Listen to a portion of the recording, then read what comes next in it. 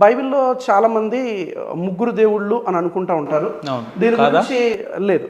దీని గురించి నేను ఒక చిన్న వివరణ ఇవ్వాలని ఆశపడుతున్నాను. బైబిల్‌లో ముగ్గురు వ్యక్తులుగా కనిపించే ఒక్కడే ఉన్న దేవుని గురించి మేము మేము అన్వేషిస్తా ఉన్నాం. ఆయన్నే మేము ఆరాధిస్తా ఉన్నాం.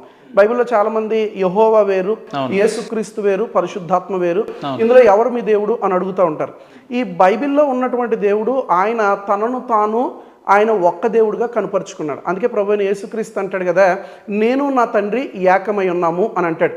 ఆయన ఇచ్చినటువంటి డైరెక్ట్ కొటేషన్ నేను చెప్తా ఉన్నాను. నేను నా తండ్రి ఏకమై ఉన్నాం అంటే తండ్రి ఈయన వేరువేరు కాదు. ఈయనే తండ్రిగా, ఈయనే కుమారుడిగా, ముగ్గురు వ్యక్తులుగా మనకు కనిపించిన ఈయన ఒక్కడే ఉన్న దేవుడు.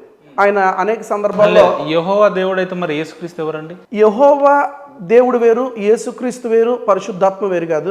నేను దాన్నే ఎక్స్ప్లెయిన్ చేయాలనుకుంటున్నాను. దీన్ని ద కాన్సెప్ట్ ఆఫ్ ట్రినిటీ అని అంటాం. దీన్ని త్రిత్వము అని అంటాం.